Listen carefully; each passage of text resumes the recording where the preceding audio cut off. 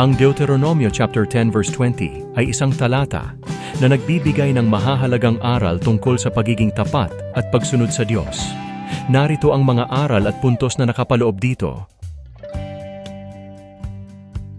Una, ito ang ating makikita ang mga aral dito. Ito. Una, ang pag-ibig at pagsunod sa Diyos.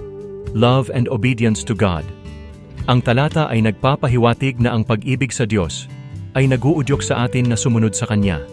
Ang pagsunod ay hindi isang pasanin, kundi isang pagpapahayag ng ating pagmamahal at debosyon sa Kanya.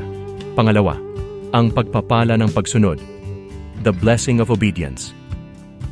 Ang talata ay nagsasabi na ang pagsunod sa Diyos ay nagdadala ng mga pagpapala.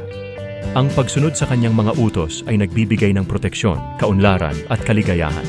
Pangatlo, ang panganib ng kawalan ng pagsunod. The danger of disobedience. Ang talata ay nagpapaalala sa atin na ang kawalan ng pagsunod ay nagdudulot ng mga kahihinatnan. Ang pagsuway sa Diyos ay nagdudulot ng paghihirap at pagkawasak. At ito naman ang pangalawang nakikita natin. Ang mga puntos, una, ang Diyos ay nagmamahal sa Kanyang bayan at nagnanais na sila ay magtagumpay. Pangalawa, ang pagsunod sa Kanyang mga utos ay nagdadala ng mga pagpapala at proteksyon. Pangatlo, ang kawalan ng pagsunod ay nagdudulot ng negatibong kahihinatnan. Pang-apat, ang pagsunod sa Diyos ay dapat manggaling sa isang puso na puno ng pag-ibig. At ang pangatlong makikita natin ang karagdagan sa ating pag-iisip. At ang pagtatapos ay ito, ang Deuteronomio ay isang malakas na paalala sa atin na ang pagsunod sa Diyos ay mahalaga sa ating buhay.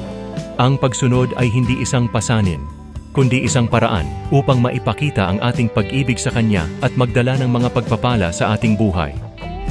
Dapat nating hangarin na sumunod sa Diyos ng buong puso at tiyak na makikita natin ang Kanyang kabutihan at pagpapala sa ating buhay araw-araw.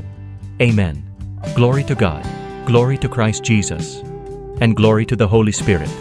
Hallelujah. Amen. Anumang panahon, anuman ang sitwasyon, pananampalataya sa Diyos ang sagot.